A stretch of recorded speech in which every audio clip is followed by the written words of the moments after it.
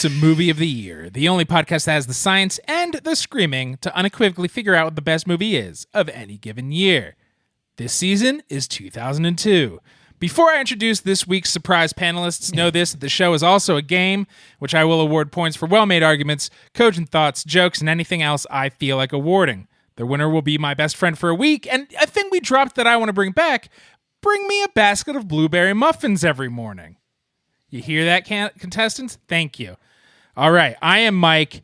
First up to the stage is one and only Greg. I don't think we dropped it. I think that's something that you implemented and that nobody else ever agreed to. So I don't think...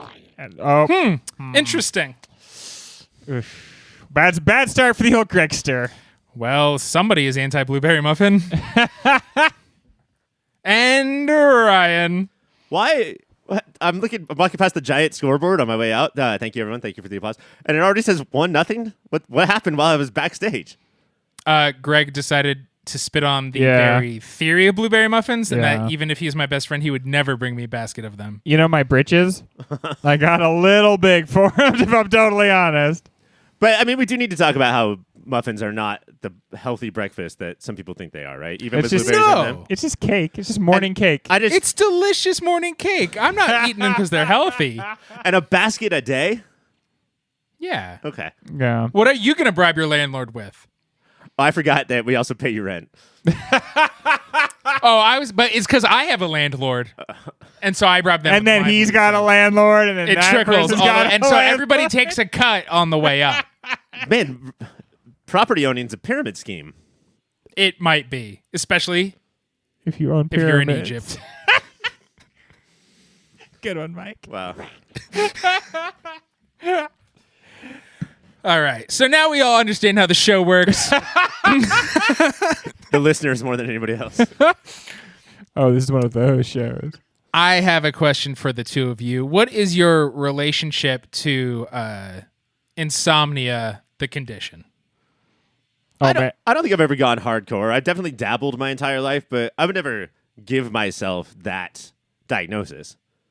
I would say... So out of all the diagnoses you self-do, not that one. That would be rude. I just think that it's hard because when you do that, like, you're not taking into account how much people actually suffer from it. So I'm going to say I have insomnia minus or not at all. Yeah, I have no sleep issues at all, except I can't stay up past 8 p.m. But, like, I have the opposite problem, if anything. Outsomnia? Yeah. Narcolepsy? Yeah. Like, I mean, I don't fall asleep all throughout the day, but the sun goes down, I'm like a bird. I'm just like, oh, the sun's down, I'm going to just fall asleep right now. And it's kind of hard to lead an adult life where you have to be in bed at 7:30. That's why we have to record Movie of the Year at 5:30 a.m. every day. Man, that is the sun is up, and then it's the most energy Greg has. I wish we did that, because I am just popping off at 5 a.m. Nobody else is around, and I'm just absolutely alive and awake at that time. Now, what is your relationship to the syndrome Christopher Nolan? Yeah, that's who makes me sleepy the most. Get up every morning. I think that I've really struggled with this guy as a filmmaker. Watched his popularity rise and rise and rise and rise, and have not super understood it. I've gone back to movies to like see if I was wrong. I never am. Actually, no. The Prestige was a little bit better the second time I watched it. Prestige slaps, but Inception was worse. The Batman movies were worse. Like, it's really hard for me to clearly, you know how like we talk about Michael Bay can't shoot an action scene because the camera's flying over everywhere. There's no grounding. There's no you can't put yourself in a place. That's what this guy does with storytelling. And I'm always sort of confused as to why he's doing this. It feels like he doesn't know what's going on. That's because you're dumb, Ryan, what his fans would tell you. But he knows how to shoot an action scene. And so yes, he does. That's what I think is distracting sometimes. I think I like Nolan, Ryan, more than you do. But I agree with a lot of what you said. I don't think those Batmans necessarily hold up, especially in like an era where we have so many good comic book movies, and a lot of it is absurd. Inception, I think that like you get a little blown away by Inception early on, but I really liked Tenet. And that's when I became a Nolan believer. So very recently. Yeah, very recently. Yeah, for sure. Because I like some of the other things that he did, but I really liked Tenet, and so I was excited about this one. But yeah, so I would say I'm like, I think I might be the biggest fan of him on the show, and it's like I'm like, oh yeah, I like that one movie he made. You're still lukewarm on him. Yeah. My favorite, if I'm looking at his oeuvre, I think it might be Dunkirk, because that's just awesome scene after awesome scene. Time means nothing in that movie, or like it's 3 timelines going on at different paces. And he can just focus on the art of a single set piece. And I think that's where he is the best. Well, it's because he did what Dunkirk and Inception are similar, that they're just collections of scenes, not necessarily movies, but the Dunkirk collection of scenes work. Tom Hardy doesn't come out and explain all of World War II halfway through Dunkirk. No, that would be prescient if he did halfway through World War II. Well, get that guy on a fucking television set. Yeah, I like The Prestige a lot. Dunkirk blew me away because I was super anti-Nolan at that point. I know I only loathe, huh? You were anti-Nolan at Prestige? No, at Dunkirk. Oh, okay, gotcha. No, I love The Prestige, and I liked the Batman films. I haven't gone back in a while, except Dark Knight Rises and Inception. I know I hate. But how much I dislike his tricks and his general I'm a smart Brit and nobody's as smart as I am makes me dislike everything, even though it's about half and half of what I've enjoyed and what I've not. What about the fact that in Tenet, he dressed Robert Pattinson and like did his hair to look exactly like Christopher Nolan for the entire movie? That's something that's hard for me to reckon with, I gotta say. And did he have a friend come by and go, good for you? I guess James Cameron did it, right, with Bill Paxton in Titanic. That's just James Cameron. Yeah, but isn't that James Cameron dunking on himself as hard as he possibly could over and over again? Knowing James Cameron, I think he thought we were going to think Bill Paxton was the awesomest dude. Oh, really? Sound. Yeah. They're going to be obsessed with a guy who's obsessed with the Coeur de la Mer. Get Paxton back on the screen, man. What are we doing? We're in the past? We have to be in the past. Guys fucking in a truck? Okay, past Paxed. Greg, come on. I've always loved that on Titanic. They're on one of the most romantic boats of all time, and they fuck in the back of a car. That's such a baller move. That's teenagers, baby. Paula No Tompkins respect. calls that movie Sex in a Car on a Boat.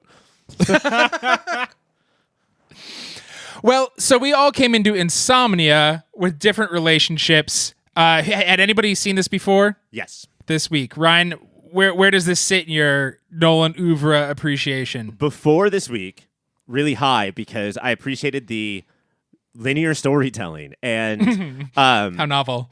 yeah, and sort of like when you adapt a movie, like this is a remake of a movie from like 5 years earlier. And when you do that, you can sort of like say, story is taken care of for me. And now I can focus on, where I'm going to put the camera and the themes that I'm going to bring forward or push back. And so for a long time, it had been up there. Watching it this week, it changed, not higher or lower necessarily, but it just became fascinating in different ways, I think, for me than when I saw it as a kid. I think I always got this one confused with the other one that Robin Williams made in 2002, 1 Hour Photo. And Death to Smoochie. It was quite a year for him. Man, the guy's busy. And so I had never seen it, and I didn't exactly know what to expect. Like, I had no expectations going in, because I thought we were going to get a lot more Robin Williams. And I'm just going to say it, not his funniest work. In this, but my feeling about it now, I thought it was pretty interesting. It's a remake of a European movie, right, Ryan? With Stellan Skarsgård. And I have to say, I think everything that I like about it probably comes from the fact that it is a remake of a European movie, because I find it so fascinating the way it takes like this turn towards the middle and becomes like a completely different movie than like the first act had been setting up to be. And it wasn't until you just mentioned that it's a remake that I thought, oh yeah, that comes from the other movie. That's part of why it's so interesting. But I enjoyed it, and I found it interesting, and I would say it has not improved or diminished my impression of Christopher Nolan. But I liked the movie. I thought it was good. I do want to push back on something there, Greg. You said Robin Williams isn't that funny. There's like 12 different scenes where Robin Williams takes a look and then sprints away in the opposite direction. Yeah. And I laughed every time. A lot of him running away. Especially at a certain point, Al Pacino should expect this guy's one move. Yeah. And the funny thing is because they have Al Pacino run after him every once in a while, and they have to cut almost as soon as Al Pacino starts moving. Because Robin Williams is really scooting, and there's no way Al Pacino's going to be able to catch up to Al him. Pacino is prescient. He's running as Robert De Niro soon will in The Irishman. Yeah, dude. He's got Irishman. He's got Robert De Niro from Irishman all over. Well, let's just get into it because we are dancing around things I want to really talk to you about, guys, not the bullshit I've been asking you about the last 10 minutes. So, when we come back, Insomnia. In 1997, a Norwegian film came out following Stellan Skarsgård as his murder investigation goes horribly wrong when he mistakenly shoots his partner and attempts to cover up his bungle.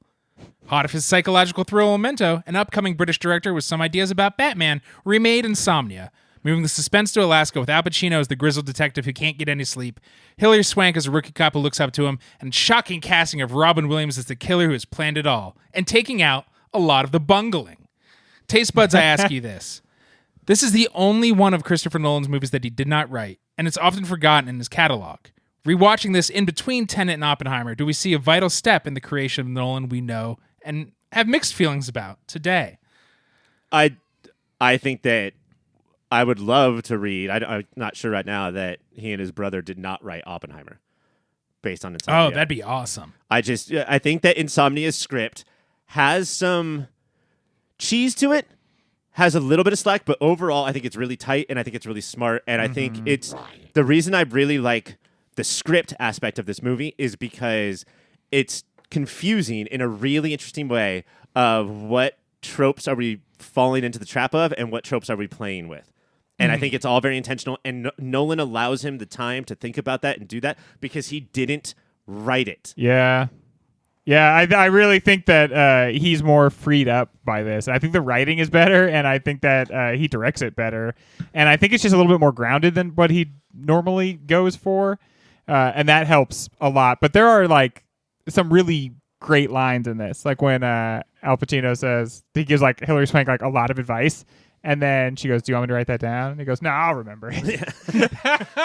I think I think the first 30 minutes of Al Pacino is striking, especially if you haven't seen the movie before, because I think that's where a lot of the corn comes in. And you're getting set up for a completely different movie. It's so clever the way they do it. You're like, oh yeah, this guy's like a super detective. Yeah, exactly. Yeah, just like a ball right across the home plate, normal paint by numbers detective story. And you're like, okay. And if you're me, you're like, fuck yes, this is what I like now. Yeah, I know. I was thinking about you the whole time, Mike. Like, oh my god, they made a movie just for me. It's even based on a Norwegian movie. But yeah, and like that's where a lot of the noir aspects come in, is just the way that he carouses around town and just always has a line for every situation, which nobody else in the movie is in a movie. Al Pacino is, but you come to find out that it's a movie of his own making in his own mind. Right. Yes, and and what I love about that is the new town he's in. People either don't know how, like, he's off-putting to them, or they look up to him, right? Or his partner Hap is so fucking annoyed because you know that they've worked together for a long time, and he's so sick of this guy's. He's currently informing quips. On him. He's currently informing, probably because he's sick of his goddamn one-liners. Yeah. See, I thought he hired a team of UCB kids. I think that Hap is looking up to him too. Like when I believe Hap when he's at the dinner table and he's saying, "I'm gonna inform, but like you have nothing to worry about. You're a legend." Like, do you think he's fucking with? No, I think Hap looks up to him. You can look up to somebody and still be sick of their shtick, Ryan. Like me and you. Mm-hmm. I mean, he's on he's on the same journey that Hilary Swank takes over the entire movie, right? Like he is just further along on it. He has sort of accepted that Dormer has like these major drawbacks, but also that he is like a super cop, and so we get to see him through the eyes of Hap. And I just can't remember Hilary Swank's name right now, the character's name, throughout the like beginning of the movie, and it's only when we see him begin to bungle when he either accidentally shoots Hap ? Or intentionally does, because Hap is like, "I'm going to turn state evidence on you," and something changes in Dormer's face when he says that, and I hope we get a chance to get into like whether or not. We'll talk about it. Yeah, whether or not that was But like, so that is the most interesting part of the movie, is that it takes that turn, and until then, everything that's happened that is kind of cheesy really pays off, because you realize, yeah, like we have made up this myth of the super cop, and it comes from movies. He doesn't do things by the book. Yeah, exactly. And like, he sees the things that other people don't He's a preternatural, yes. That's so illegal. Cops need to stop doing that. Like we used to be so like, this is a superhero. Like he has these superpowers. Thank God he's a cop and not a criminal. Fuck that. No, he's a criminal. He's just saying that he has all these abilities, and this movie sets us up to think that, like that's the kind of guy that Pacino is, and then that's not true, and we should have been thinking the whole time, or maybe we are now because it's 2022 and not 2002. No, fuck this shit. We're not taking this from another cop again. Yeah, it's because, okay, so he's put a bunch of guys away. He's been famous in the newspapers. How many of those, this whole movie cares about that more than modern society does still, because it's like, well, if you fuck up this one, everybody you've ever caught could get let go. It's like, yeah, maybe always do things right. Yeah. You're the one that took the shortcuts. We're supposed to be talking about Nolan, but one more thing I want to bring up about the screenplay is that the major addition from the remake to now is the IA. So it was cop that goes, and Alaska and serial killer, all that was there, and having the sleepy time fuck with you. But the IA was added, and I have to assume that if Nolan wrote this, it would not have been as smoothly and subtly delivered. Like this IA background builds in such like a sort of like interesting classic way, and there's almost no info dumps. There's the occasional, I picked up the right newspaper at the right time to read the my God, it fell behind them. Come on, dude. But other than that, we don't have somebody sitting down and explaining everything like we do in so many Nolan movies, because that's all the time that he'll give exposition. Right. I was wondering at first, in that first half hour, is the IA portion of it, and then that the two lower 48 detectives knew the guy, like they have history with one of the cops in Alaska, and I was like, what is this, just to be like, see, they've lived in, this is a history, this is not just one story. And then I still think that about the Alaska cop they know, but the IA is so subtle because it builds their character, and these are people who were very tight and are now slowly on the outs. And then it also creates the engine of tension that is going to go throughout the rest of the movie. Which like crescendos, it builds perfectly the entire movie. I don't think it falls flat. I think he keeps adding surprises throughout, where there's not like an act 2 drag down that like a lot of these thrillers have. Like he keeps placing these situations. Like the Nolan scene that we should talk about is the log running scene. Hell yeah. The best ride Disneyland never had. Hell yeah. And so Robin Williams does one of his patented Here I go. Gonna get across these logs. I'm out of here. And Al Pacino does too, but being 130 years old, not that much older than Robin Williams, I'll say. He falls in, and then not gonna get over these logs.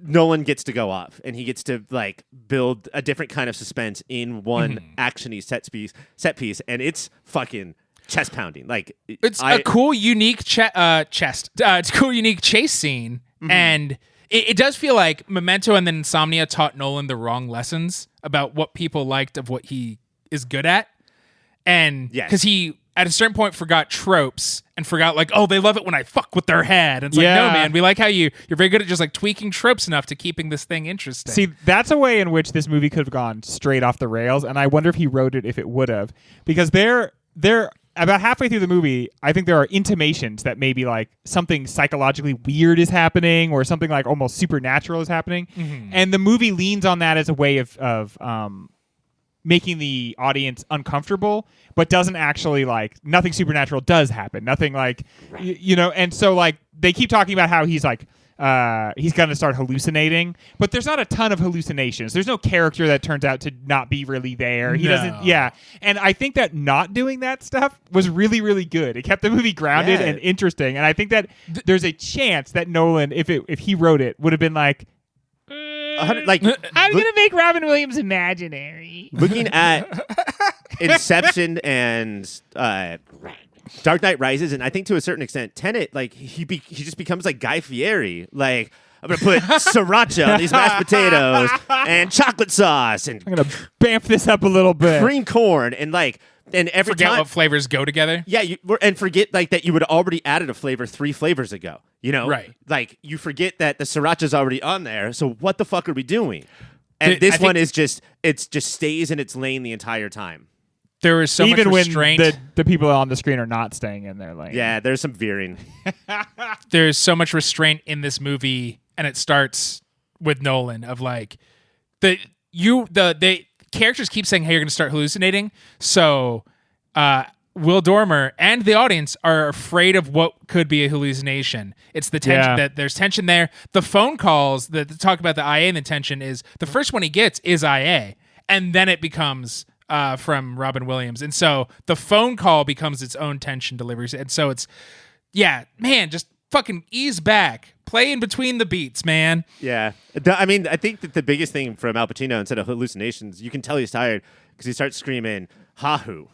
Like, you are messed up, buddy. The Blakies we need are all around us. Say goodbye to my large enemy. All the time we have to talk about Christopher Nolan, though, I bet he'll weave in and out throughout the rest of the conversation. We're going to take a quick break, and when we come back, we're going to go to a little mountain bathed in fog.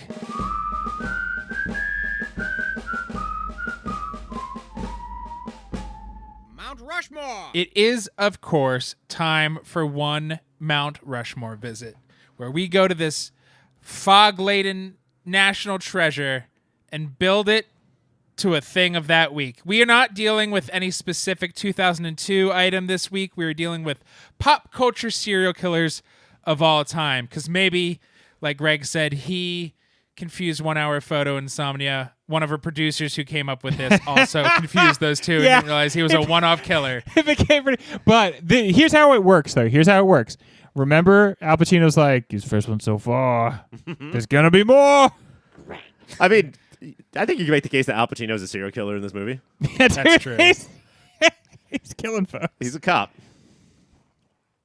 Is that what the song Cop Killer is actually about? Yeah, I'm a cop. I'm a killer. Yeah, yeah, yeah. I think is how it goes. A cap. That's- All cops are Pacino.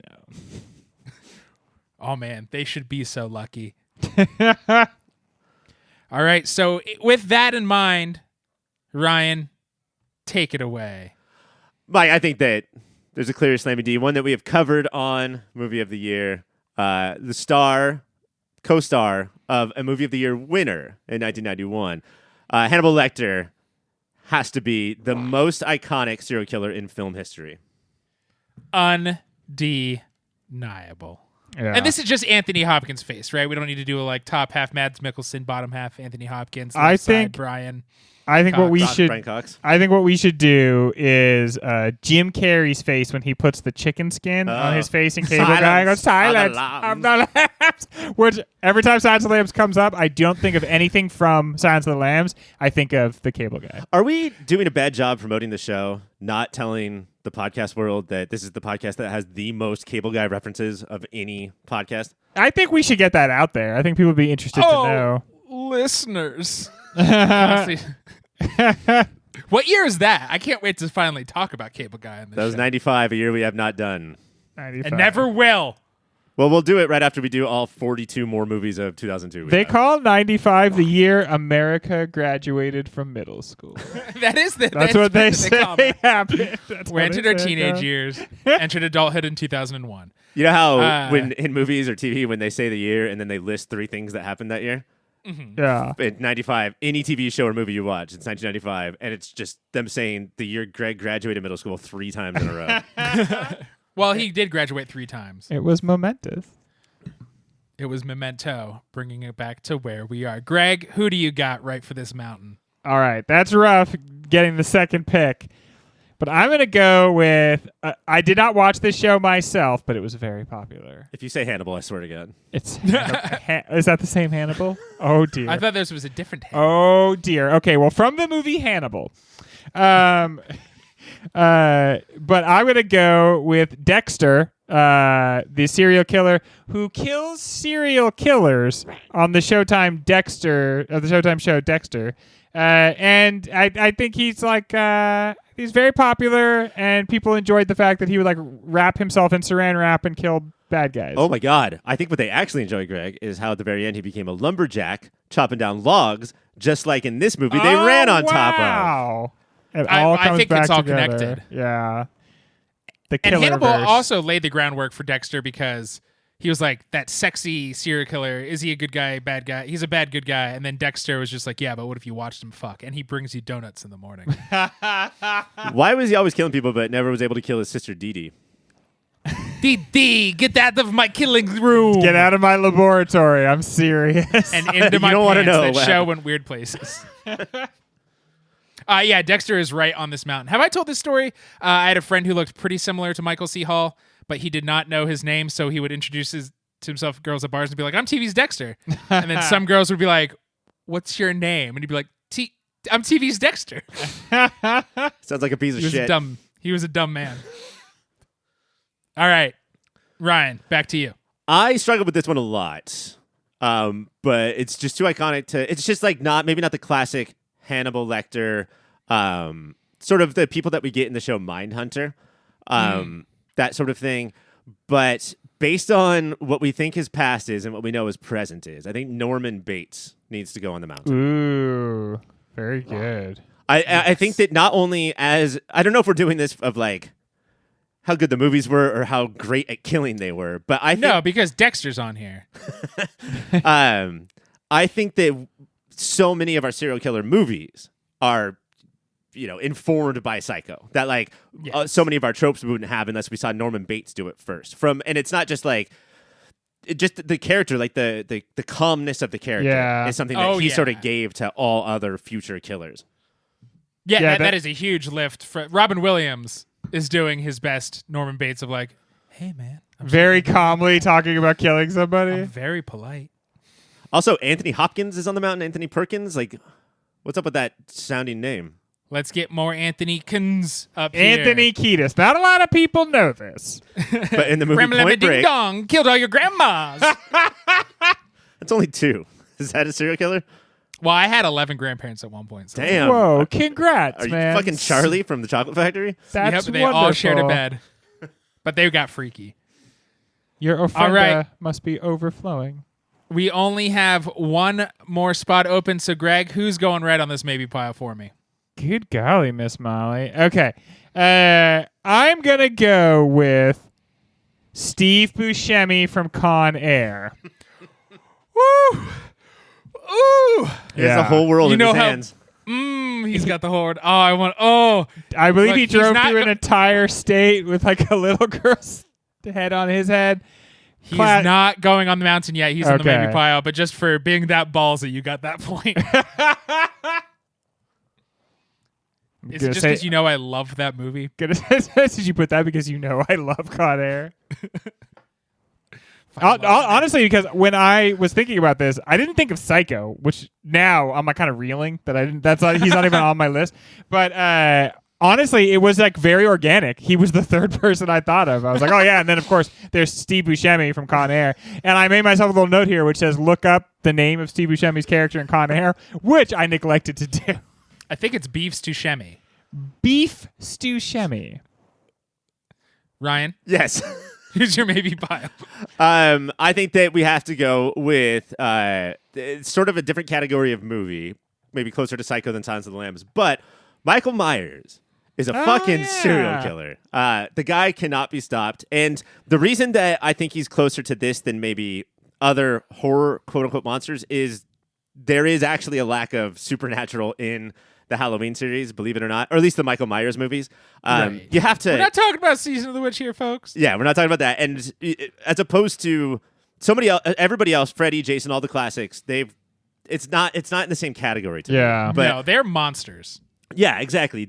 Michael Myers, although presents himself like that, I think that it's hard to not call him a serial killer and iconic. That is true. Greg, who you got? I'm going to have to go with... It feels like you can't say this answer because we already have his buddy up on the mountain. But honestly, one of the most iconic serial killers is the other serial killer from Silence of the Lambs, Buffalo Bill. And like, I think there's ways in which you can even think about Silence of the Lambs, and he's the first one you come up with. I mean, he is Right. kind of the center of it, and makes a big impression on everybody. That Goodbye Horses scene, like, still referenced in pop culture. And to answer your question, yes, I would fuck me. Yeah, we all would. All right, now. Oops.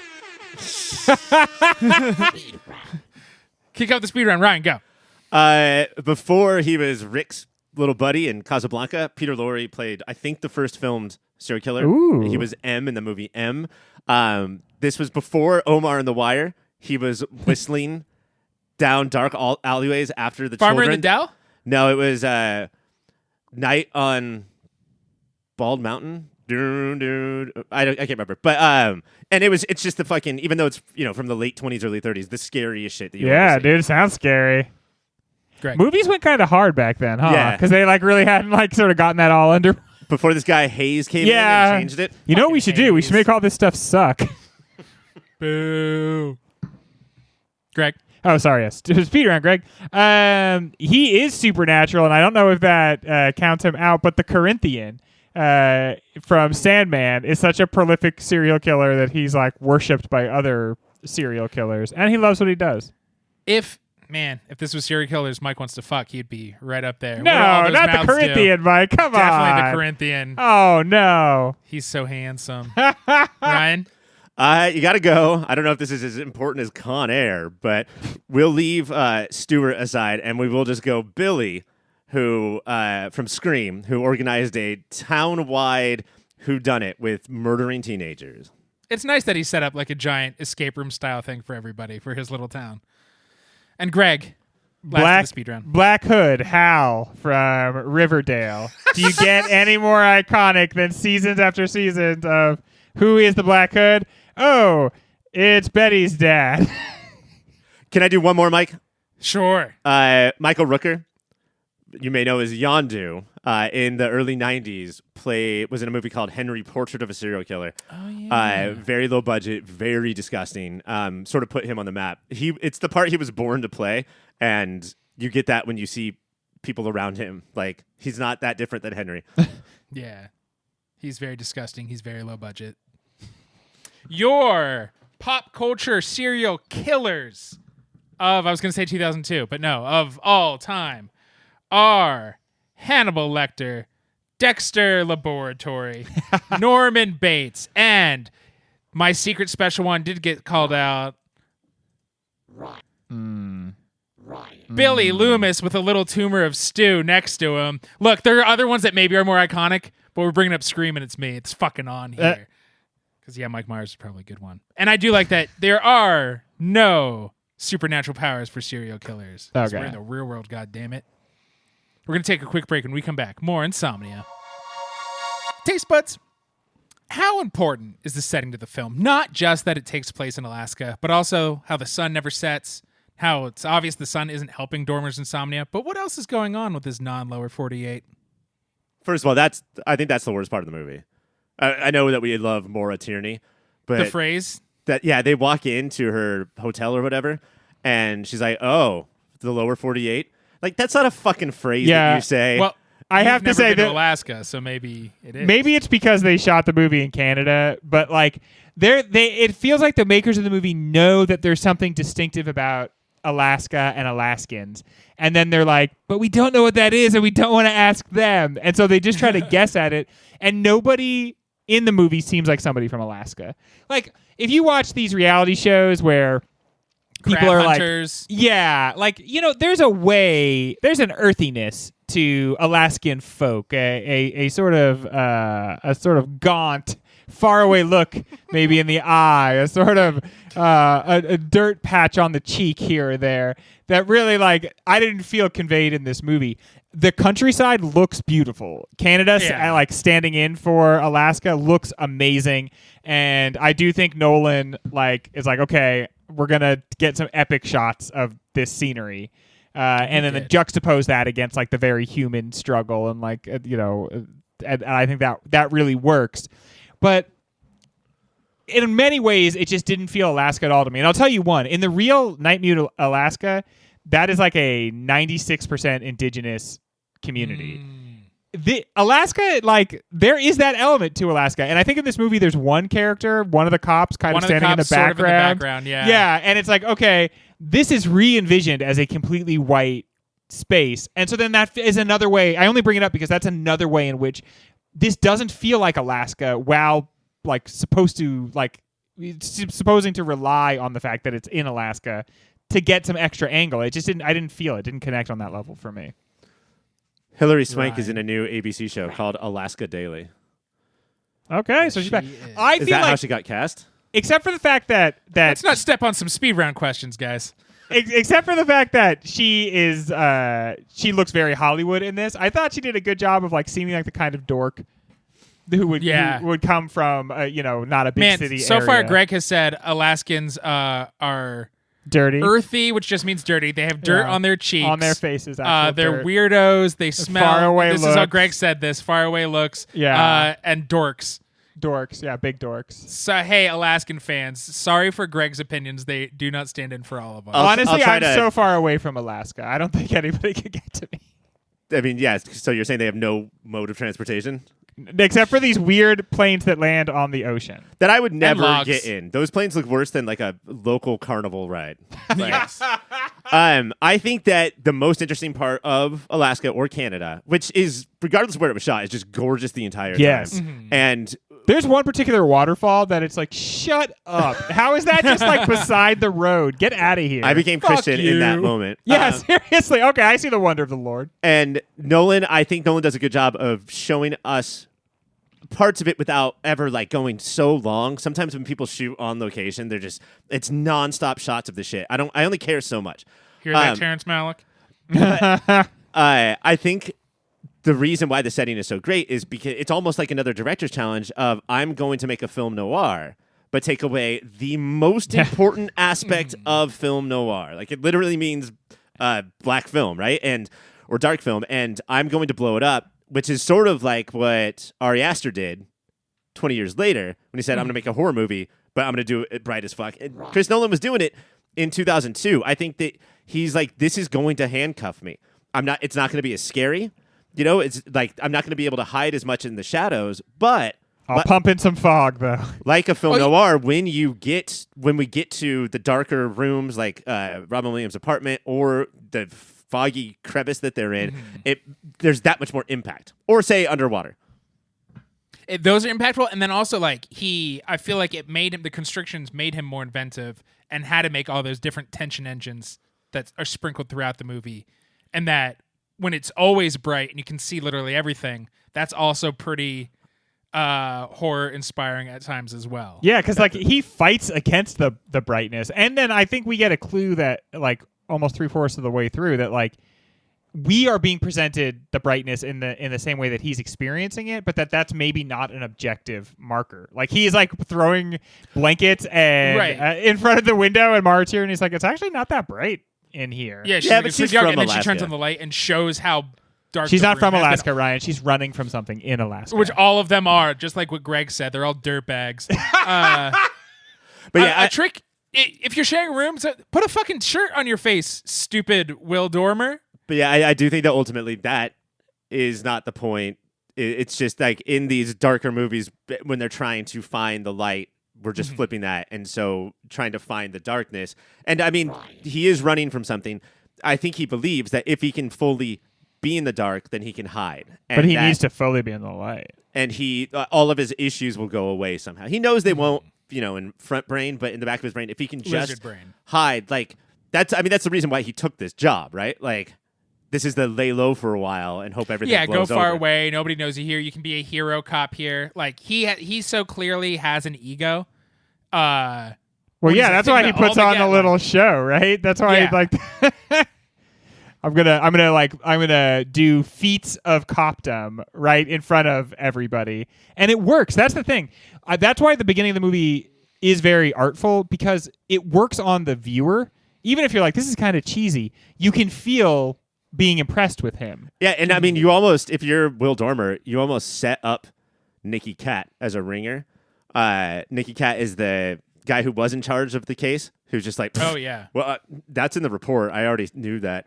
You just have him say shit like that, Yeah. so you as Al Pacino could be like, "Oh, did you?" And then That's pull out all these tricks. That's like foil 101, Right, exactly. Like especially for a detective story, it's so important to have someone who's like, "You're so smart, and you're gonna have to explain this to me one more time because I'm a big dumb idiot, probably like the jerk reading this book if they're from Alaska."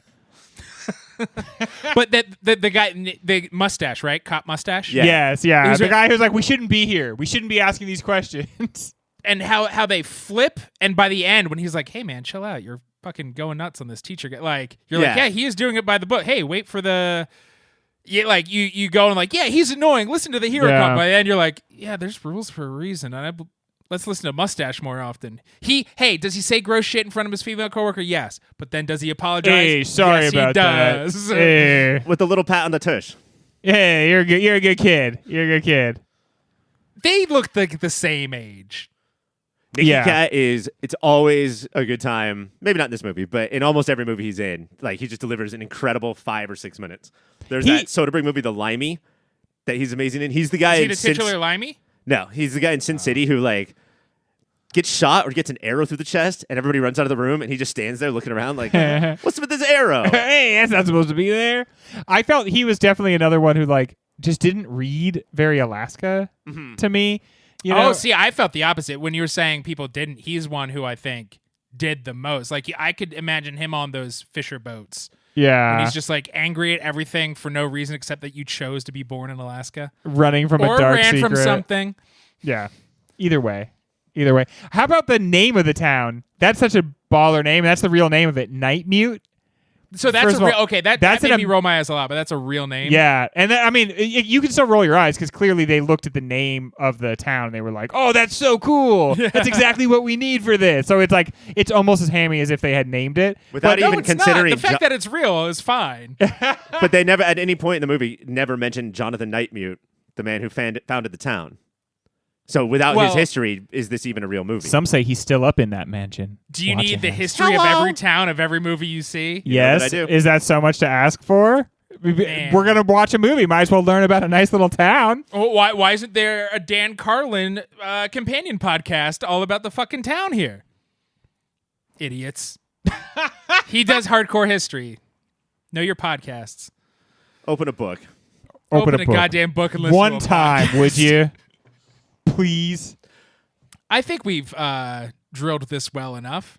Yeah, Of to be Alaska. honest, and this is not an excuse or covering for anybody's ass, but I don't think this all of the like what an Alaskan town would really look like ever crossed the minds of anybody involved in this movie. It was just like Or we, me watching it. we want to do a stranger in a strange land, or like let's drop a cop off in some crazy place. But see, And- that doesn't pull you out of it at all to be like this is only set in Alaska so that we could like show scenery. Yeah, and I'm have just the saying sun what I not think go they down. thought. Yeah, that it just didn't occur to them. It wasn't their concern. It just feels so all of movies until 2 years ago. It's I mean, just like, also he's an LA cop. Where can we drop him? And the other thing is like they're remaking a Norwegian movie, right? So they're like, we need an America place that's like Yeah, so Norway. they're above the Arctic Circle. What is ours? I mean, if All you right, shot in Canada, you could have just called it Norway and not Alaska. Like But then everybody like, hey there, why did you visit us? everybody would have said that. Everybody was. That's how they all say. Her. Swedish chef from Norway. Norway. All right. That is all the time we have for Alaska. We're going to take the quickest of breaks. When we come back, a little history lesson. Gentlemen, in honor of a figure that does not show up until 45 minutes into this movie, we are doing Robin Williams. This was your career. It is the career retrospective of Robin Williams in a whole new, fun, gamified way instead of us talking about all 100 movies an actor's been in for 45 minutes. How this will work is we like brackets around here, these parts. So we have taken, based on our friends at Letterboxd, the 8 most popular movies Robin Williams' career, and they are in a bracket. And then we're going to bracketify to define the most pivotal role of his career. You will not find Surf's Up. You will not find Jack. Oh shit, he's going full Lexus now. Bicentennial Man. You will not find Bicentennial Man. Oh, okay. Robots. Toys. No robots. AI? No toys.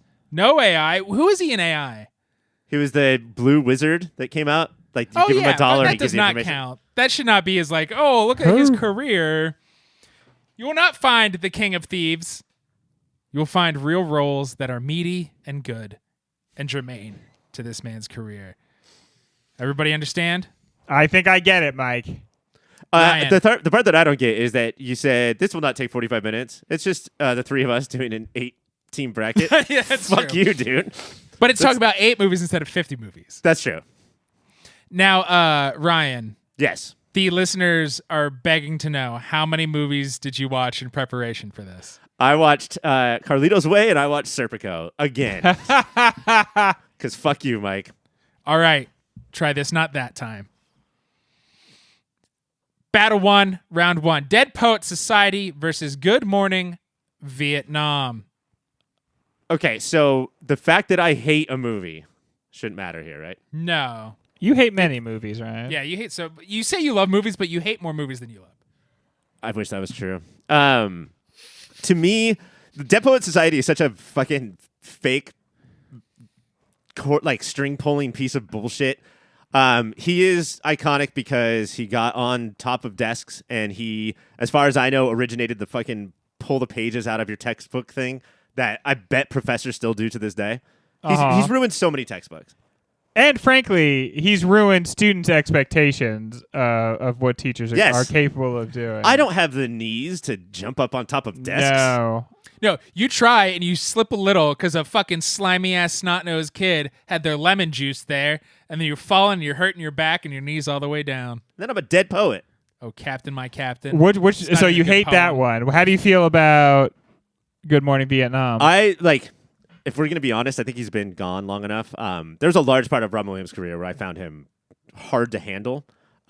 Just at a certain point, we praised him so much for his quantity over quality joke telling. Look at him going. Just doing it. That we never stopped to ask ourselves, is any of this funny at any point? He's literally climbing the scenery at his shows. Good Morning Vietnam is, I think, the start of that, but done well. He's kept in check. He plays a character who does have moments of like, I'm going to do 8 impressions in 3 minutes. But it all fits into his job as a very popular disc jockey. He has to be the soundboard. Right. There's nobody pushing buttons like we have Drop Pad.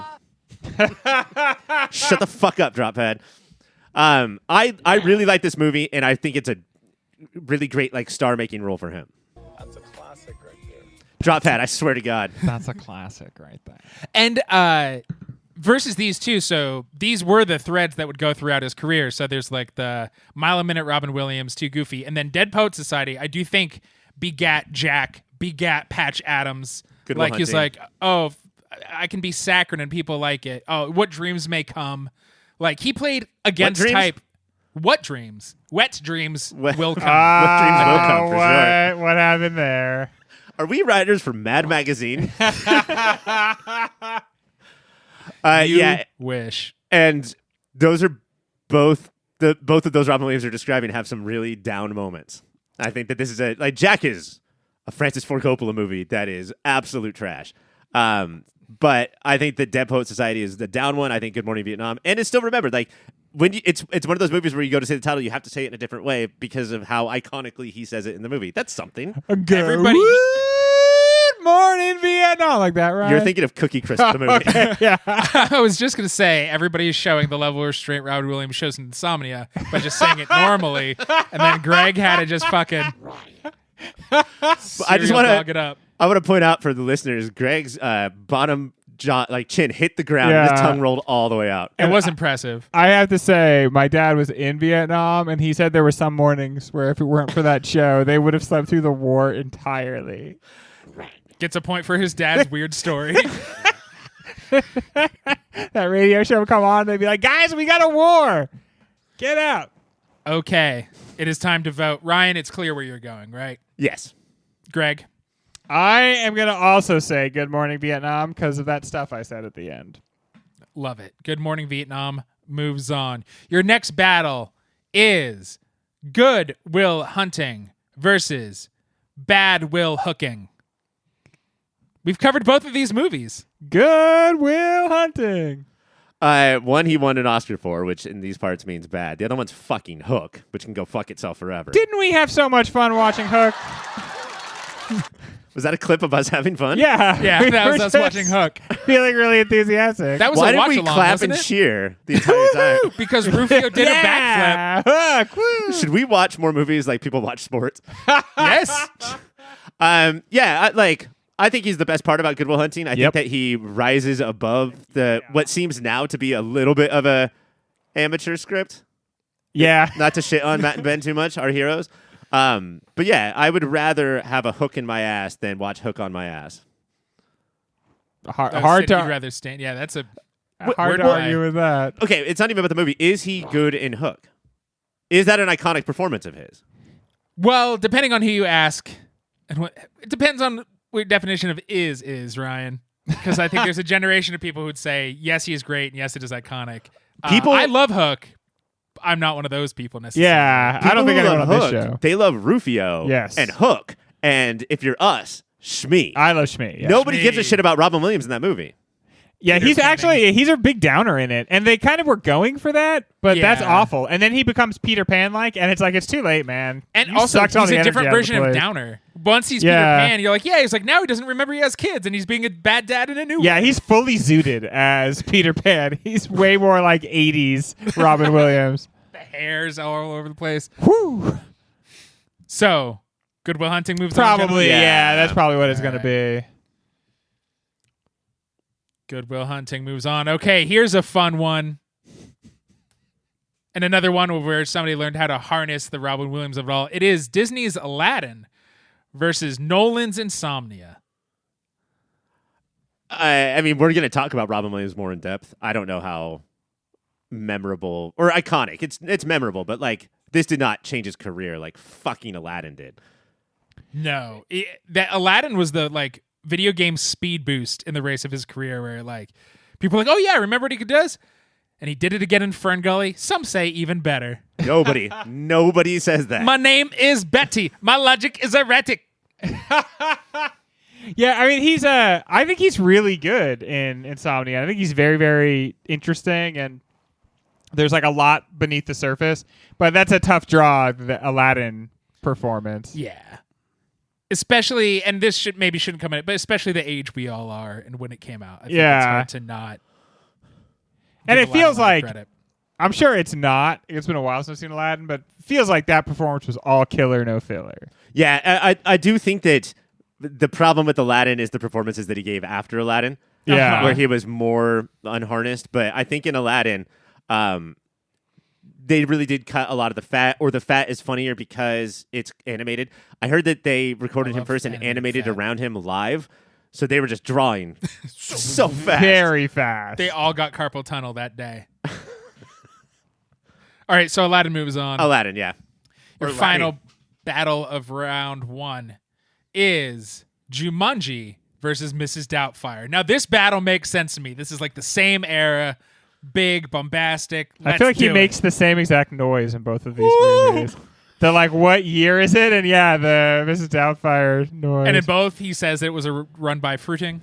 What year is it? Is Jumanji a big movie for y'all? Because obviously, Yeah. Mrs. Doubtfire, I think, raised the three of us. Yeah. I mean, it's how I learned about divorce. Well, aside from my parents. Uh-huh. I've never seen Jumanji. I've cared Insane. not to. Who cares? You got Kirsten Dunst. You got David Allen Greer. You got Robin Williams. The scariest part of Jumanji is an English guy. You got the English guy with Yes, the pith helmet. the hunter. Yeah, He's the actual bad guy. Between watching that and then the live-action Jungle Book as a kid, I was like, "Oh, the British are evil." So I got them colonialism is the bad thing. I was a woke little fuck. My family was more of a Zathura household. Ew, get out of here with that Jon Favreau bullshit. Go a back to wonderful movie. space. See, they have a board game called Zathura, and it comes to life. Like now they're in the board game. Seems like a ripoff. Greg gets a point for your Zathura horse shit. but yeah, both Mrs. based on Doubtfire. This is a biggie. Yeah. this is important. When you said described his job and everything in Good Morning Vietnam, Mrs. Doubtfire seemed to bring that back when, like, by the end of it, he is a kid's show guy. Like, he gets divorced because he is so Robin Williams. Like, they harness it and be like, yeah, exhausting to be around this person. Well, in the first 5 minutes, it shows the job that he has in that movie that keeps him away from his kids and keeps him as a deadbeat dad, which is the voice of animated characters. And so they just let him go off as they're drawing furiously to keep up. He is the voice chicken. of Poochie. It was a run by Pruchin. So, I love Jumanji, but my Yeah. vote is Mrs. Doubtfire. Yeah, that's how I feel too. Jumanji's a good movie, but Mrs. Doubtfire, no way. Dude looks like a lady.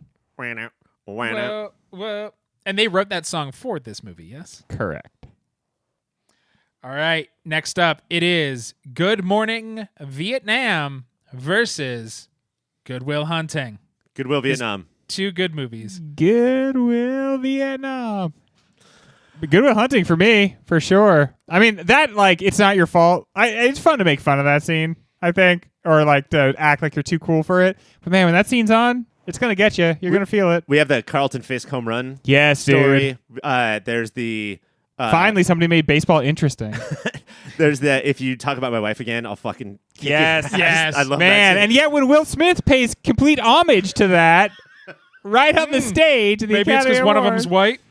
Something to think about. Did you guys know we're coming up to the 1 year anniversary of that and not the 12-year anniversary of that? Oh my gosh! And who played the live action genie? Will Smith. It's all really starting to come connected. together. That's what I call an entanglement. Good Will Smith. So Good Will Smith moves on. Yeah. Good Will Smith. All right, next up is it's just adult stuff versus kid stuff. Aladdin versus Mrs. Doubtfire. This one's probably this should be the finals. Yeah, dude. I think Aladdin is too big of a deal. Or I think the genie is too big of a deal. I love the genie. Who doesn't love the genie? You know who doesn't? Fucking SoCal people are with me. Disneyland fans who have to figure out what the fuck a genie pass is. What is happening to Disneyland right now? Oh, What is happening man. to these Let parks? us just wear a cool adult gang jackets and go to Disneyland. How about this? How about I come in and I just hand you my wallet and you just take all the money out of it and hand it back to me, and then we know Genie Pass has to get involved. I don't want to ask for too much here, but if you could empty out my wallet and then put 2 flies in it, so when I pull it out again, they fly out. I will empty out a second wallet to purchase the flies to put in the first wallet Oh, there's gonna be a fly fee. for this bit. They're outside in downtown Disney. That's the fly vendor. Yeah, All right. Mrs. Doubtfire. I know. It's I think, and this is we're too good at our jobs. Right? It was a drive-by fruiting. I think society, and we have to battle society as Aladdin. The three of us specifically is Mrs. Doubtfire. Yeah. If we're going like favorite versus iconic. her first name is Euthanasia. Is that true? I don't know. I don't think that's true. I don't know. You know what? It's Actually, good to say. actually, I do know. It is not. There's It's Eustace. Euphegenia. Euthanasia. That's That's even a more made up on tragic the than spot. euthanasia.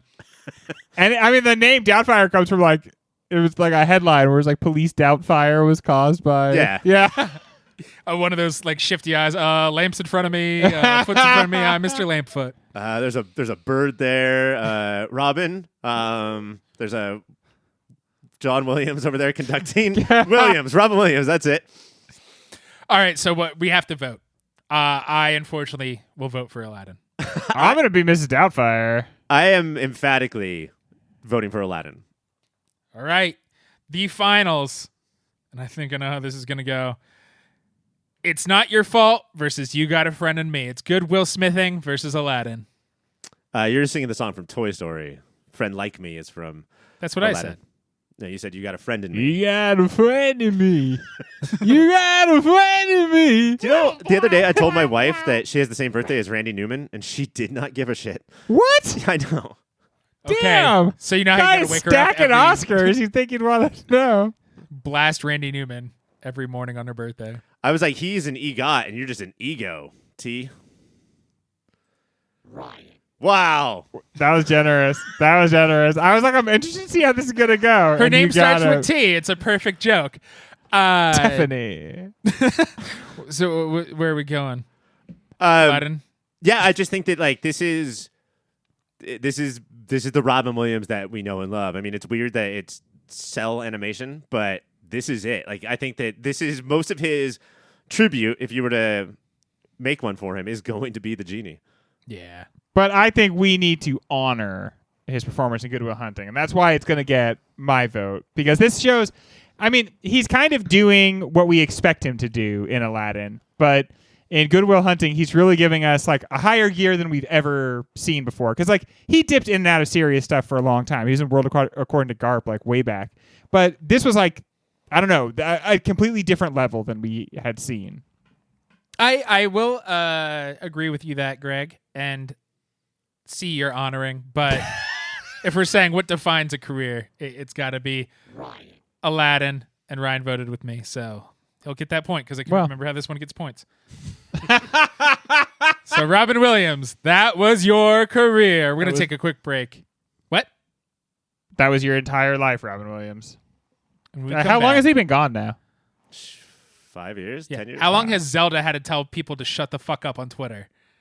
About that same amount of time. Probably 5 years. Probably, Yeah. That makes sense. All right, we're going to take a quick break. When we come back, more Insomnia.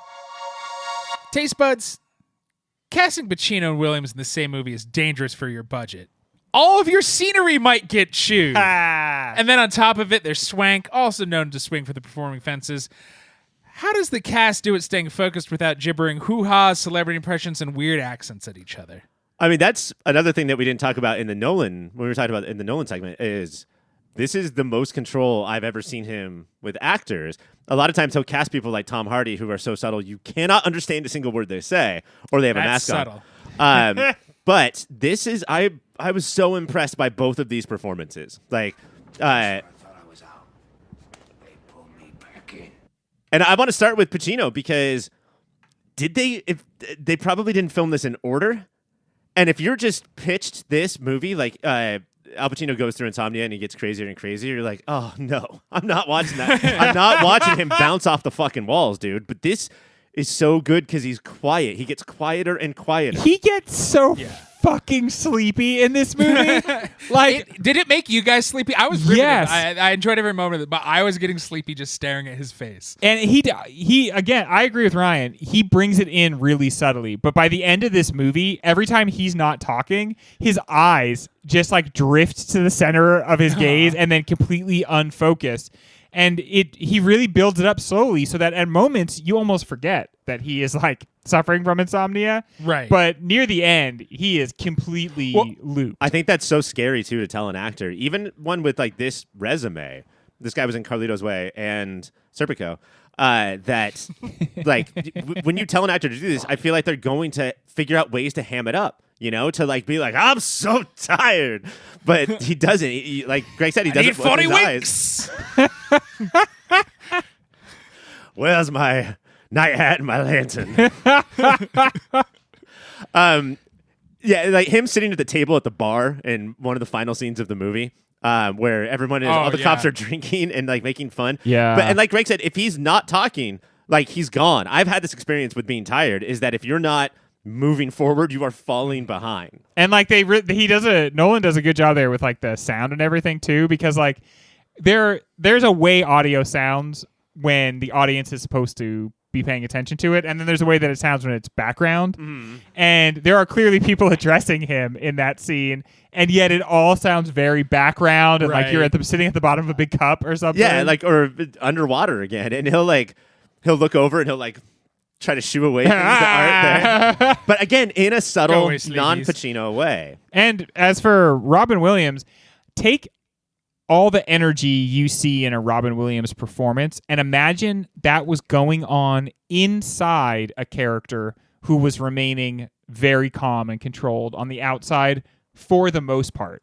So I feel like he's like a duck moving across the pond, right? Like he's mostly calm, but at the same time, you can see that a great effort is going on underneath the surface. Like, and you are reminded that that's how he came to kill this girl. Like he just all of a sudden it all came pouring out of him because all of that chaos is in there. He just usually manages to make it seem like a placid stillness. What works is Williams, it doesn't feel like his normal energy. It's not manic. It is nervous energy and like rage that it's sublimated the whole time. Yeah, almost like he's pushed under. While he's talking on the phone, it's almost like he's holding his leg from twitching, you know? Yeah. Like, just to not show any sort of fear. And it's because he mentions this a couple times, but it seems like a half-assed kind of hack mystery author. Yes. And he's writing this story. So there's almost like a meta-ness to the character of like, I'm not acting with any instincts or surprise. I'm being the character I think I should be in the moment, Right. and Williams is delivering that all at the same time. Yeah, and this is going to be like his actually like good work. Like this is going to be like the best work he's ever done. He's finally going to put together a good novel and not There's just so be many a wild hack. cards. I mean, you can even with Williams, but with a lot of actors, you read that scene where he finally, because he's been his first 3 scenes or so, he's like, it was an accident. This could happen to Right. anybody.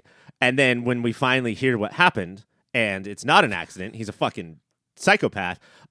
His tone does not change from any of the No. 3 previous scenes, and that scene as an actor, I can see you reading that and being like, yes. He says the this scene. most messed up stuff so calm and matter of factly. Yeah. It's like, when they laugh at you and you just want to kill them. Like, oh, okay. Well, honestly, that's not as relatable as you think it is there, Rob. I know this is going to sound like sacrilege because of my generation's great feelings towards the movie Heat, which is not a movie I think is as great as everybody says. But I would put this middle scene Yeah. with these actors up against the middle scene of Heat, where Robin Williams and Al Pacino are on this ferry meeting for the first time in person and discussing their plan. And the way the two of them play off each other, it's not exactly chemistry. It's not like fast banter. We're not talking about His Girl Friday, but the way that they're listening and taking everything in and trying to improvise, not like actor improvise, but the characters improvise their plan on the spot was the best scene of the movie by far. And playing that 3-dimensional chess, each character thinks they are 3 steps ahead of the other guy, but he thinks it's a game of cat and also cat. Yeah. They're both just like, am I getting one over you or you getting one? Well, It's one guy who's a moron who thinks he's a genius, and another guy who's pretty smart but is exhausted. well, no, who thinks he's the hero, but he's actually the villain. Yeah. Right. And Robin Williams is always 3 steps ahead. He's always turning around to sprint away. So that's Yeah. Oh, he wait, knows- go again. He's got that secret sauce that Pacino never expects. It was hard for him on the ferry. He just kept running around it in circles. But and then another amazing performance, like watching Hilary Swank be like blown away by this guy, and then kind of be like, wait a minute, some of this isn't adding up, and then all the way to like, no, I'm gonna be like you, I'm gonna be a corrupt cop just Yeah. like you. That's how it's gonna be. And- And again, you see all of that happen beneath her exterior, which is kind of always this smiling, rural, polite, and yet you can see how much is going on beneath the surface there. And yeah, I mean, she's the cop that maybe Will Dormer was at some point. Right. You know, a lot of these stories aren't about people who start off corrupt but quickly become corrupt. And then, you know, she has a ending with questions that sort of where she has to face some hard stuff. But she doesn't like go with what's easiest or what is closest to her beliefs, which I think is hard, and that's closer to the Robin Williams and Al Pacino characters, is that she is actually doing her job. Her eyes are constantly moving around trying to figure out what is the truth instead of what it should seem like. You know what she's doing Right. for so much of the movie? She's doing that meme from Veep where Julia Louis-Dreyfus is smiling, but under her breath going, "What the fuck?" So much of the movie is just her going like big smile on her face, looking very optimistic, but on the inside being like, "What the fuck is this?" And sometimes it's just having to deal with a bunch of dude cops. And that's Yeah. what's making her Oh, go, "What the sorry, fuck?" we forgot you there when I started talking about blowjobs, guy stuff. He invented the what's got 2 thumbs up and like. I think he did. What if he did? Honestly, dude, like, if I'm her in that situation, I'm like, the blowjob thing, I don't give a shit about. But please do not tell that joke like it's your original creation and then be like, sorry that I'm not politically correct. No, that's not the problem. The problem is that's You're a unfucking hack. funny. And I can't believe we all have to sit around and pretend like any part of it is like okay from a comedy standpoint. If you were born with only one thumb and you use the joke, who's got one thumb and likes blowjobs, Hell that's yes. funny. Hell yes. That is comedy. Who's got one thumb, needs a ride, and also likes blowjobs? All of us, really. All of us together. What is this weird confluence of people known for not being restrained ever, and they all just decided to low key it? Well, how and why did this happen? Because he's not so busy supervising the script. He's just like, all I got to do is manage these acting folks. So he and that's managed that's them. just my job. So I'm just going to get in there and work on it. Robin Williams makes sense to me. It's like it's that time in his career where I want to stop doing rehashes of Aladdin and Seriously, Euthanasia, yeah. Doubtfire, and I want like this just happens. You know, he did 2 psychopath killers in the same year. So it makes 3. sense for me. Yeah, I guess Death Smoochie is one. For Al Pacino, I think that this is the only time you should hire him post Scent of a Woman is if you convince him this person is so sleepy, bro. Like, you don't understand. You've never seen a guy this tired in your entire life. And that's the only way to keep him restrained. Hilary Swank, I think, is the weirdest one because she was on fire. She was in between 2 Oscars in this movie. And just was going for those meteor roles. I think this is clearly a supporting role that's a little below her, but it would have been worse if it was a lesser actress. Yeah, what I love about her 3 phases that you pointed out, Greg, the puppy dog looking up to him, realizing her hero's like the worst, and maybe she should be him too.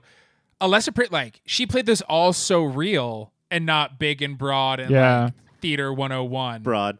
I mean, you don't know what she's going to do at different stages. You see it that she's figuring it out, but you never know what she's going to do with that information. And it's possible that the character was so underwritten because it's a female that they needed to bring in an actress with like strong facial Chops. acting in order to sell everything else. What would a lady say here? Something about her period? Do you guys remember that fucking Office episode where they talked about if she was gorgeous or if she was disgustingly ugly? Yes. What a No, it weird- was if she's hot. And that was part of their debate is like, no, but we're not saying beautiful, we're saying hot. And then they dug into the technicalities of what that means. That's so strange. She's hot, right?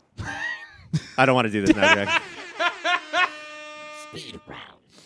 Well, we don't have time for that question. That is not part of the speed round, Dang, Greg. we were just about to get into it.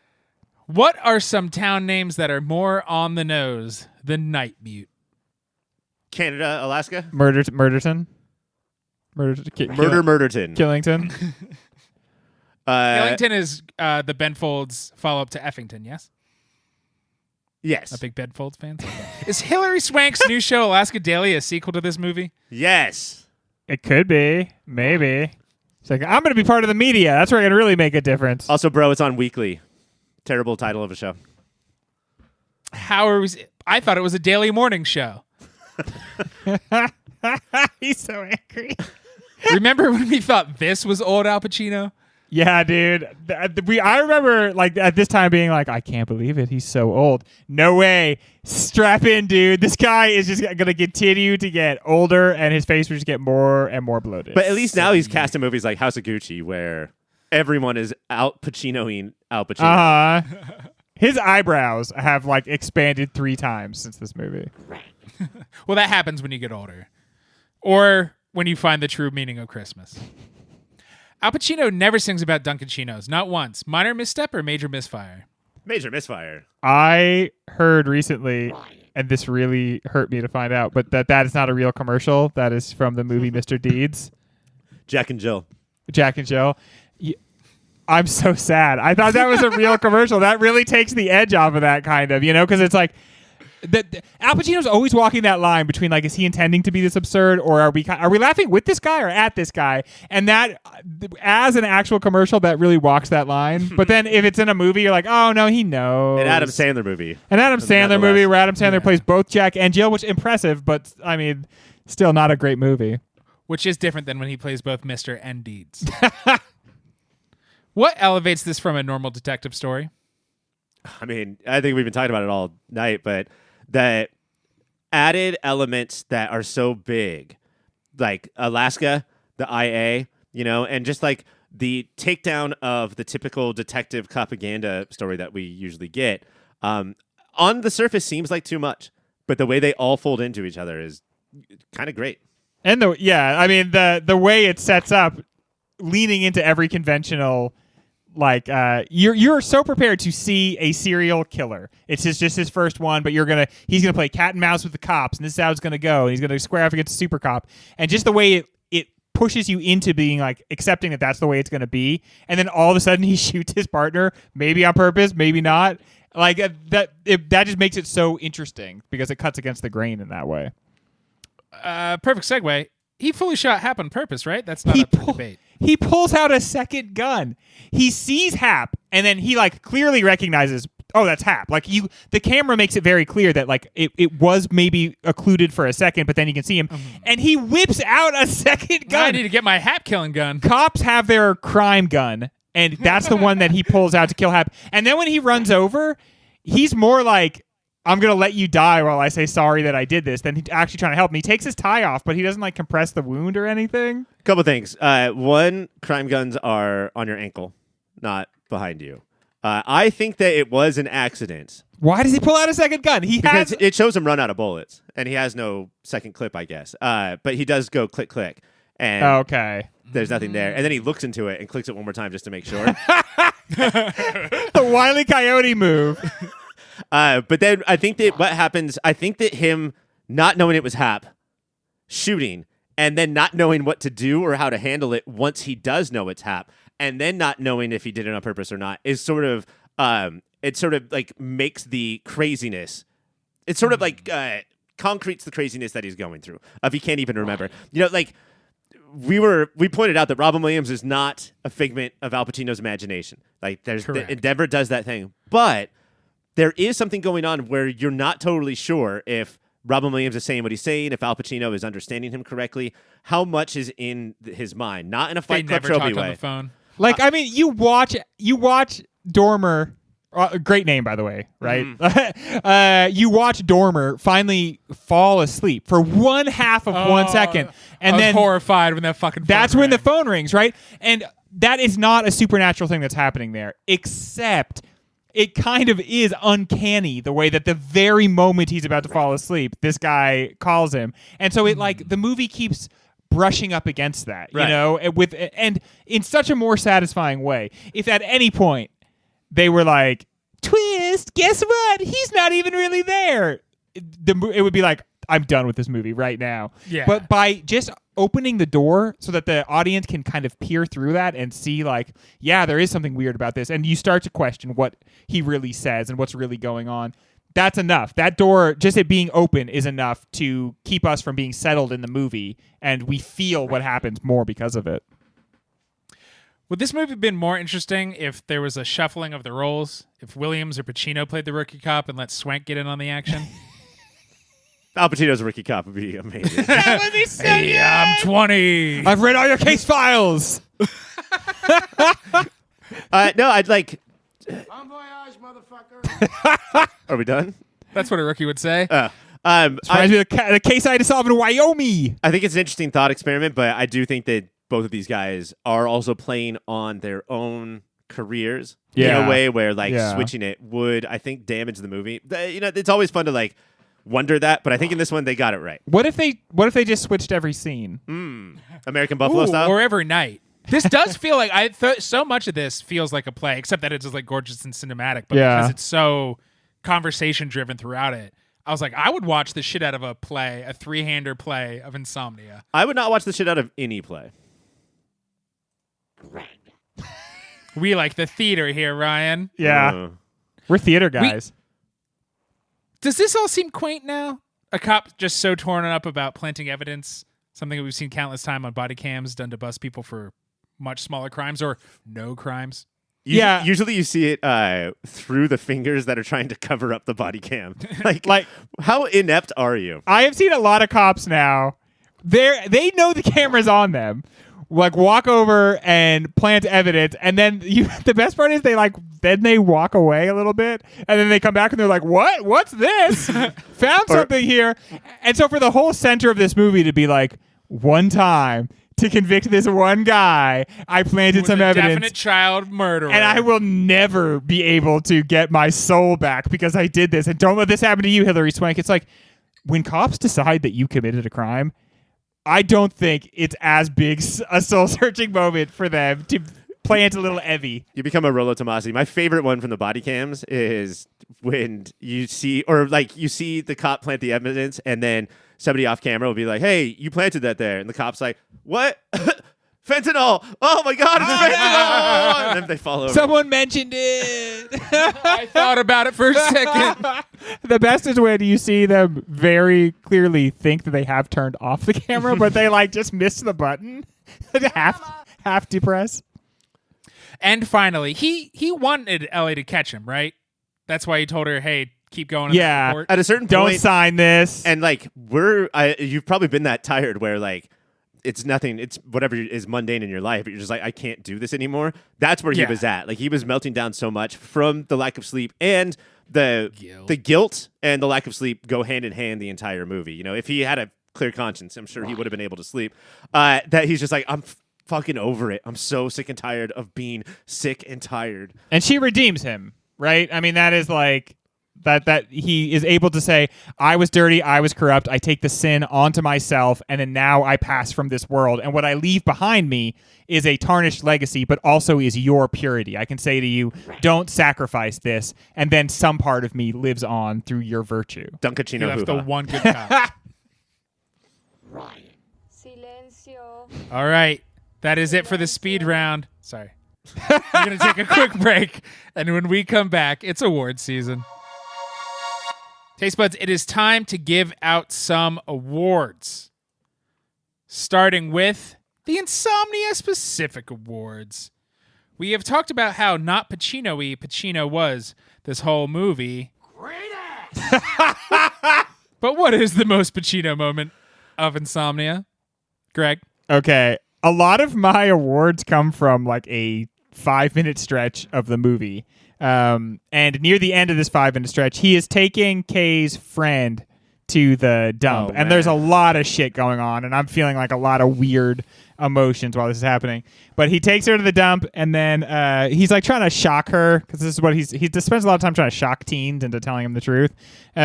Scared straight. And he goes, your friend's here, wrapped up in garbage bags. And the way he like bellows garbage bags is the most Pacino thing. Like, hoo-ah is always going to lead with Pacino, but I swear, or I always do the inches we need are everywhere around us. But this garbage bags is delivered in the most Pacino way of all time.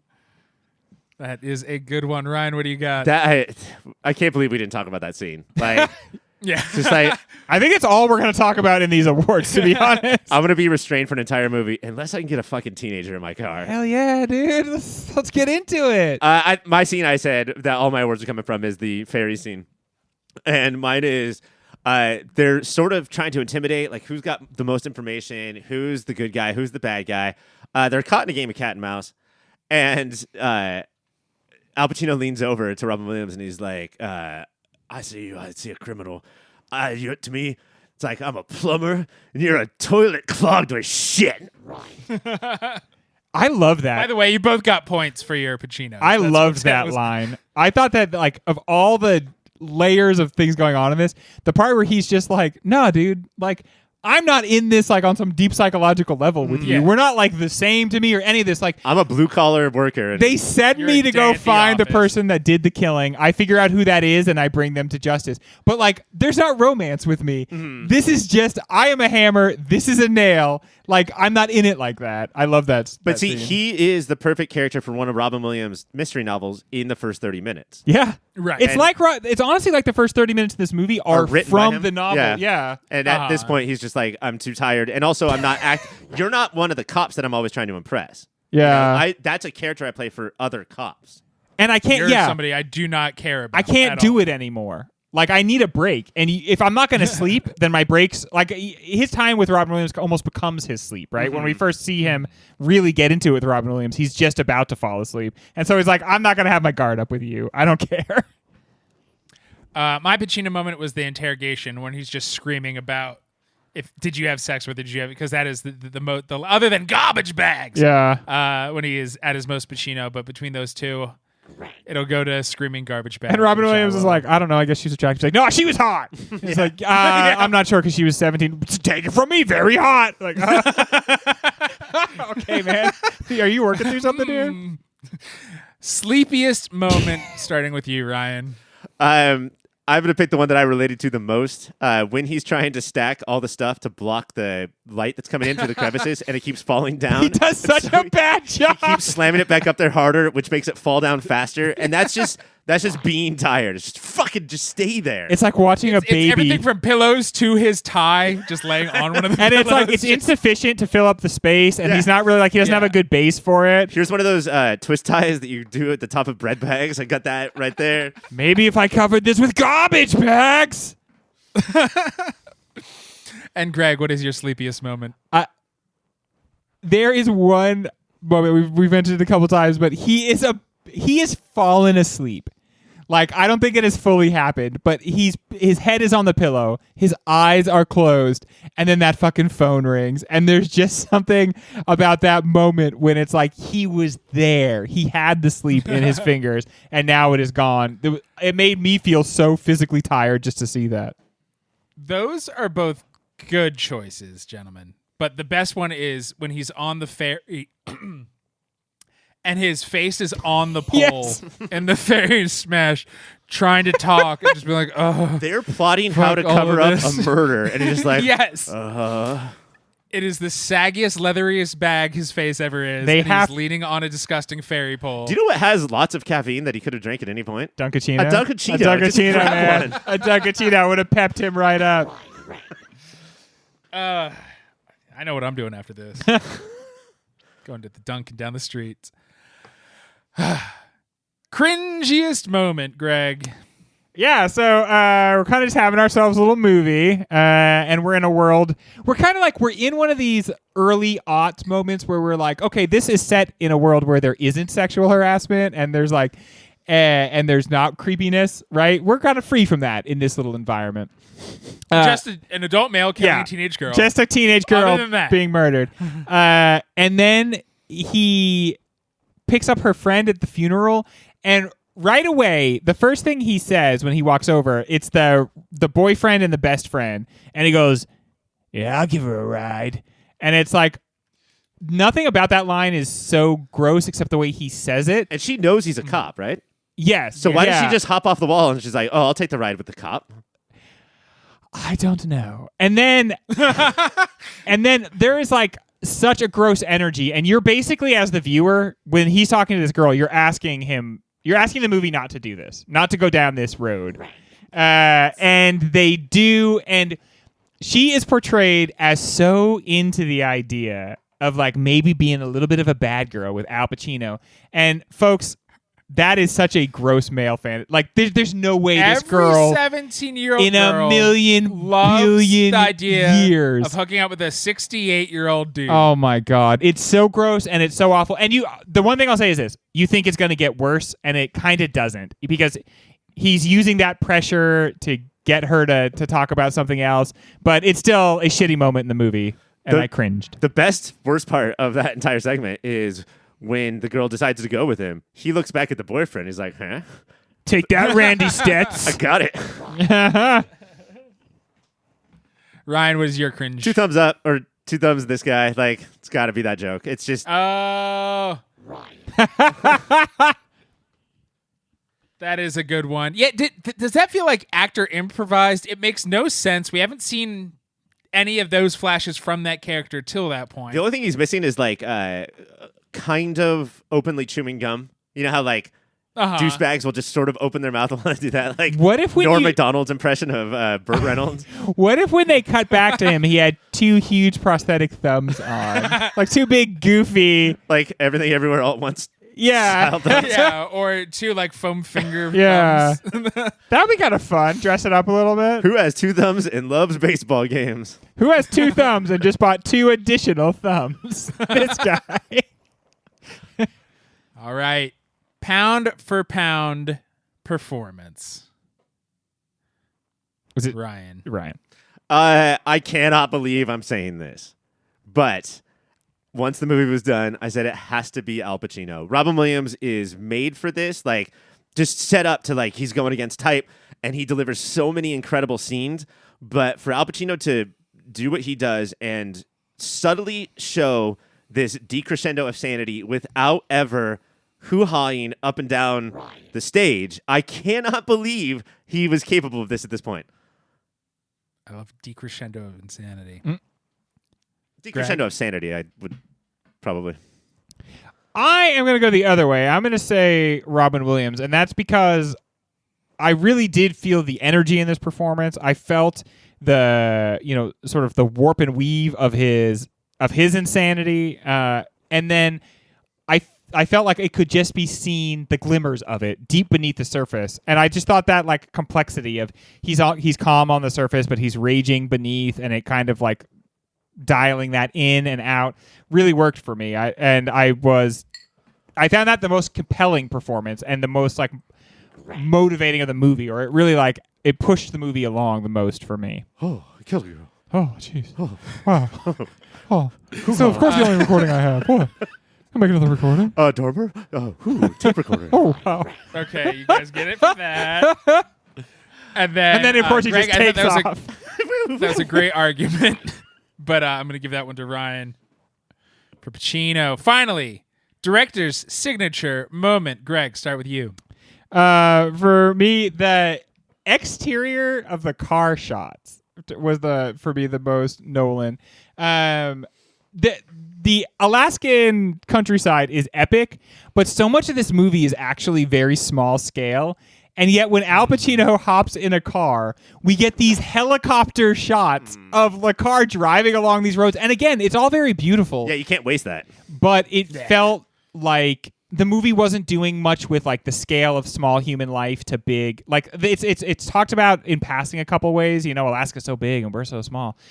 But these shots really just felt like they belonged to a different movie, and they belonged to the other types of movies that Christopher Nolan likes to make. There's two types of Christopher Nolan movies.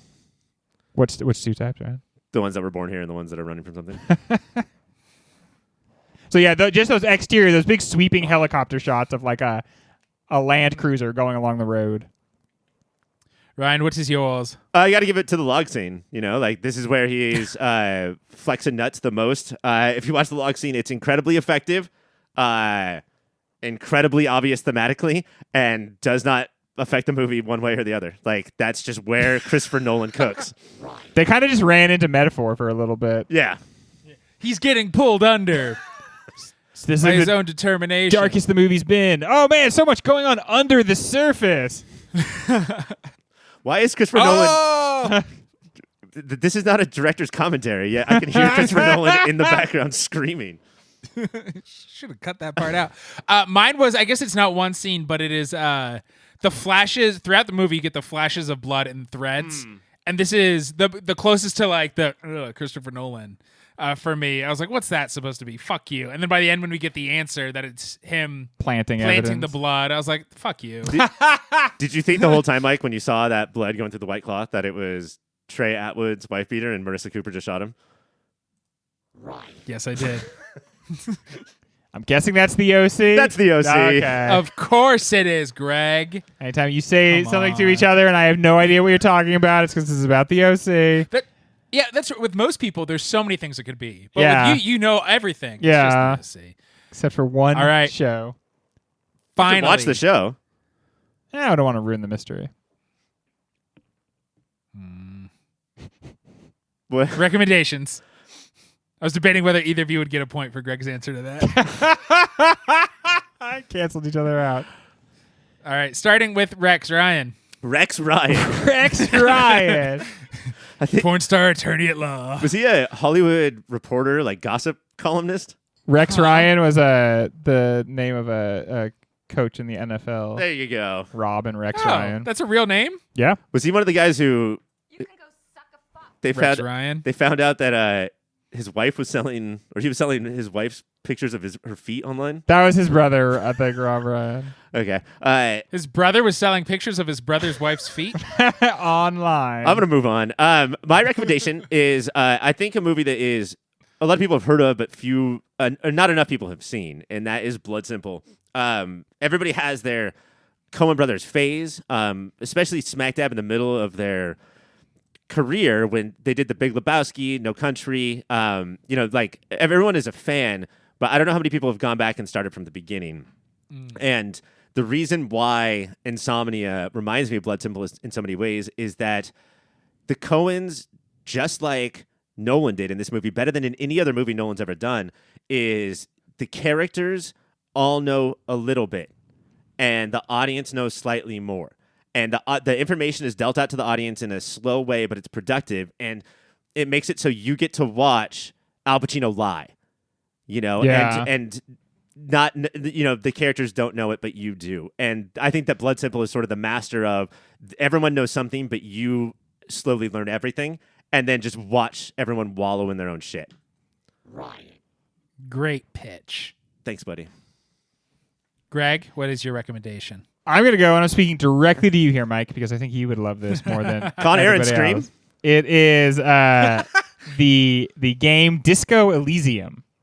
Disco Elysium is like a role-playing game without any fighting. If you like games where you can make a huge difference on the world, where you have a lot of conversation options, and where you can change the whole way you approach the world based on how you build your character, Disco Elysium is about a cop who has lost his memory because he is such a bad drunk, and he is trying to figure out, among other things, where his gun and badge are, and who his partner is, and he's also trying to solve this crime, and it's also about there's like a lot of political messages in there as well, and it's just so interesting to walk around and talk to all these characters. Great voice acting, great art direction, and the way it reminds me of this, I guess, is because you are a detective who's trying to figure out who he is and build who he wants to be and resolve the fact that he's like been dirty and corrupt and wants to do better, and just the whole like not understanding anything about the character, which is great because as the player you don't either, right? You haven't been this person Right. until the game starts,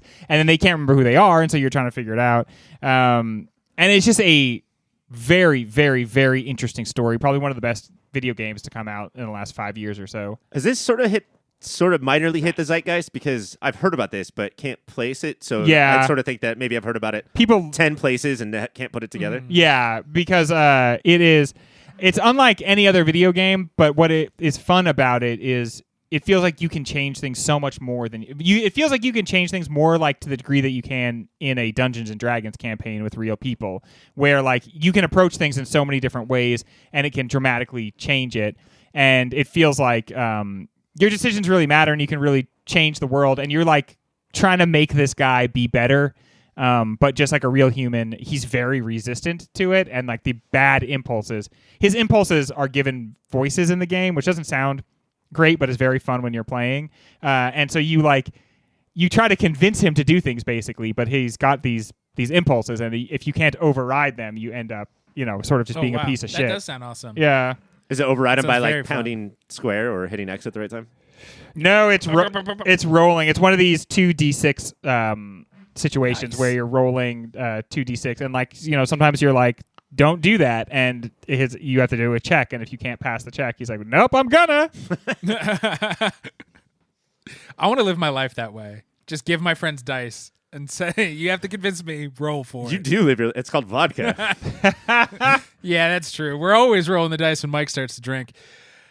Mine is, and I'm sure I fucking used this in the past because it's a thing I've been obsessed with like the last 4 years. It's Bosch novels. Yep. If I have to say the Black Ice, let's go with Black Ice or Trunk Music. But yeah, it's is this cop dirty? He does things his own way. Is he a piece of shit? Is the whole world a piece of shit? Is he dirty? Man. I mean, he does break laws. But only So, yes. But to get the job done. Yeah, that's the same thing criminals do. See, that's the thing. Like that's what the myth always is. And then you Right. watch this body cam footage, and it's like they pulled somebody over, and then they're like, "What do we do here?" And it's like, throw some of the drugs that we've got on him. Like it's No. yeah. It's never like, we know he did it, but he's mocking us because we can't It's prove never it. So that. this one time, we'll broach the etiquette. Fucking cops. All right. We are going to take a quick break. We are going to tabulate the scores. And when we come back, we're going to discuss how Insomnia might do in the bracket and who my best friend and Blueberry Muffin Delivery Boy will be for the next week. Taste buds, let me tell you that you both did of a job throughout this show. I feel like I got worked. I feel like I got both- words. I feel like I got spanked on my great ass.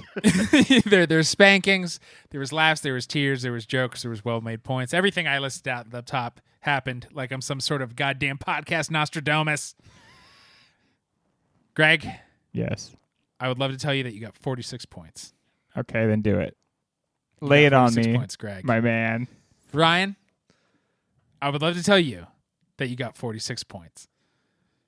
You both spanked each other, which means right now we've heard your Robin Williams and we've heard your Al Pacinos. I need to hear a Hillary Swank from each of you for the whole muffin mound.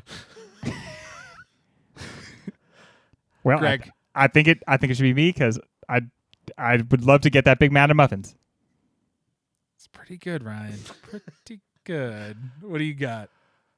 I'm Hillary Swank, and I love muffins. See, I'm torn because Ryan's biffing it so he doesn't have to hang out with me and bring muffins. So you want to subject Greg's- him to that? But Greg's Hillary Swank was also his Jodie Foster. Shut up. Greg wins that one. Greg is the winner of Insomnia. And for the next week, we're not going to sleep, Greg. We're going to just have a muffin party and throw muffins at each Stay up. other. I won't even make it past 8:15, my man. I know. I'm just trying to get home Insomnia's before like, I I got fall up till 9. asleep. How late do you think muffin parties go? Dude, Well, these are Insomnia muffin parties, so they're all night. could last well into next week, Ryan. Have fun. How do we feel Insomnia will do versus 15 other movies? I'm glad we watched it. For me, put me in the category of I'm glad I watched it. Yeah, I think that maybe it wasn't one of the movies necessarily that had a hand in forcing us to go to 16. Maybe it just was along for the ride. Like, oh, and we get to watch Insomnia. Oh, me too. Hi, guys. Because it's always talked about as the forgotten-Nolan movie. It's now remembered as Forgotten. And I think that's bullshit. Like, I think that it is, in a lot of ways, one of his best. Yeah, dude. Yeah, I think so. This is And upper it might be division my Nolan. favorite. Yeah. It might be my favorite Nolan. It might be just two up my butt at this point in my life. When we do a Nolan bracket, Insomnia might do well. Also, I think his other movies are purported to have questions in them. I think there's way more questions in this movie, and there are a lot more down-to-earth questions. Like, the discussion, I thought it was more clear that he killed Hap on purpose, and I think he made some really good points that maybe that's not the case.